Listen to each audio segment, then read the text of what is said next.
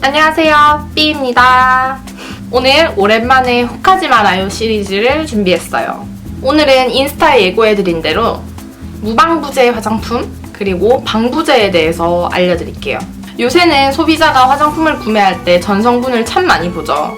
근데 아주 세세하게까지는 모르지만 기능성 성분이 뭔지, 또 방부제는 어떻게 되어 있는지, 그리고 실리콘이 들어갔는지 안 들어갔는지 이 정도는 확인하고 구매하시잖아요. 근데 그 중에서 우리가 가장 중요하게 생각하는 게 바로 방부제죠. 방부제가 화장품을 썩지 않게 해주는 아주 중요한 원료지만 피부에는 부작용과 그리고 트러블, 그리고 암을 유발시킬 수도 있는 성분이기 때문에 꺼려하는 사람들이 많아요. 실제로 그 성분들의 EWG 등급을 보면은 별로 좋지 않기도 하고요. 근데 그렇다고 방부제가 마냥 피해야 될 성분은 아닙니다.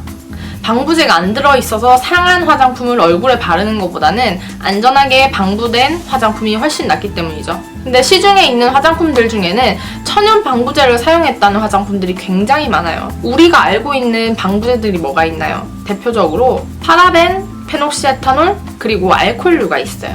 이것들은 성분에 대해서 잘 모르더라도 얼굴에 바르면 좋지 않다라는 인식은 모두들 많으시잖아요. 그 중에 가장 안 좋은 게 파라벤, 그리고 그 다음 안 좋은 게 페녹시에탄올, 그리고 피부를 민감하게 만들 수 있고 더 건조하게 만들 수 있는 알코올들.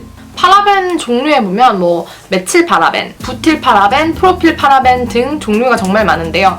파라벤류는 화장품 전체의 0.4%만 들어갈 수 있고요. 단일로 들어갈 때는 0.4%고요. 두 가지가 섞인 다음에 0.8%까지 넣을 수 있습니다. 그리고 페녹시에탄올 같은 경우에는 1%까지 넣을 수 있어요. 그 이상을 넘어가면 피부에 진짜 엄청난 자극이 됩니다. 따가울걸요. 근데 실제로 무방부제 화장품들 뒷면을 보면은 이런 성분들이 안 들어가져 있어요. 과연 어떻게 방부 처리가 될까요?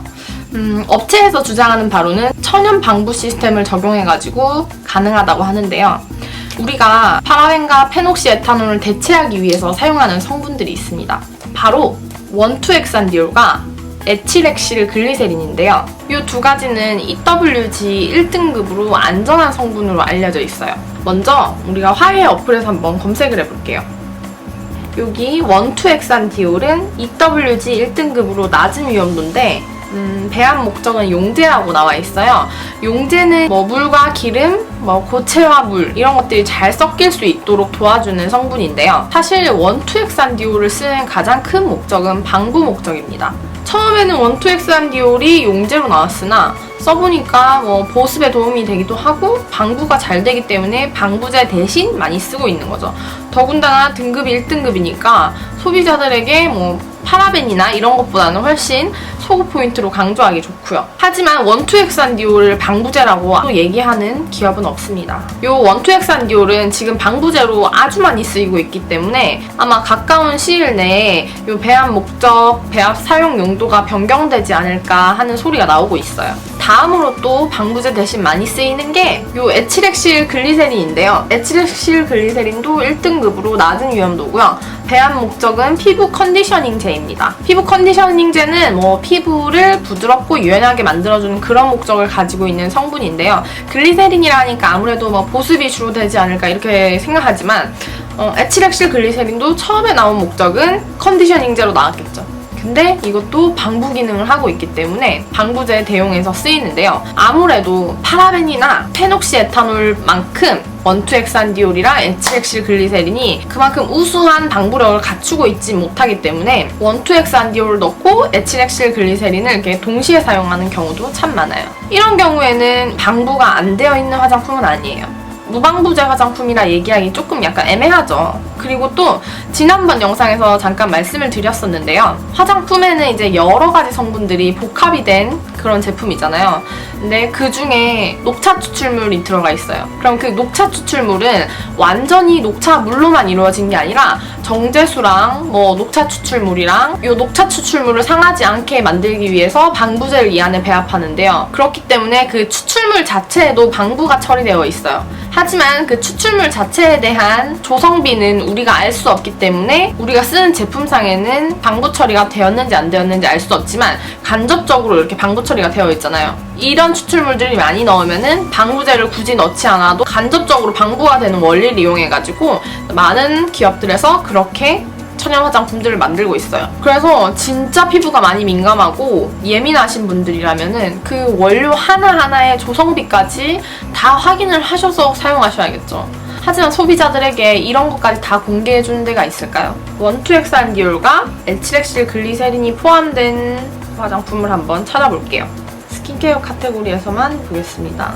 원투엑산디올과 에치렉실 글리세린을 포함하고 있는 스킨케어 제품이 1610개나 나와 있는데요. 그 중에서 우리가 천연 화장품이겠구나 이렇게 생각하고 있는 것들만 꼽아보면 스킨푸드 로열 허니 착한 수분 크림, 아로마티카 카렌듈라 주시 크림, 그리고 프리메라 제품들도 엄청 많고요. 더마겔의 크림도 있고요. 자이모겐, 비욘드, 토소웅, 얼스 레시피, 바이오더마, 23이얼졸드 뭐 이렇게 굉장히 많아요. 실제로 방부 처리를 하지 않아도 부패될 위험이 적은 류의 화장품이 있는데요.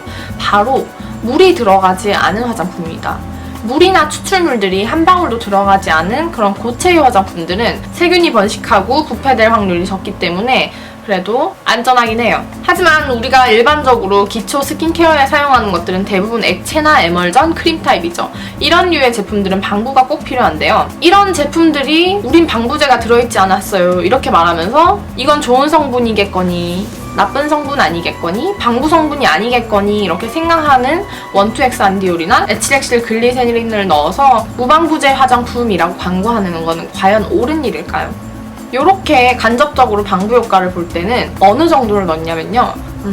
내용물을 이렇게 기계로 이렇게 찍어보면은 방부제가 검출이 되는 한도가 0.5% 정도예요. 거기까지만 안 걸리게 뭐 한 0.4%? 뭐 0.3% 이렇게 추출물들 속에 방부제를 넣고요. 원투엑산디올을 넣어가지고 파라벤의 0.8% 그리고 페녹시에탄올의 1% 이 정도 효능과 맞먹게 맞춰버립니다. 저는 이런 것들을 알고 있기 때문에 무방부제 화장품이라는 말을 잘 믿진 않고요. 방부제가 안 들어있는 게 무조건 좋은 제품이라고 생각하지 않기 때문에 그런 제품들만을 찾아서 쓰지도 않아요.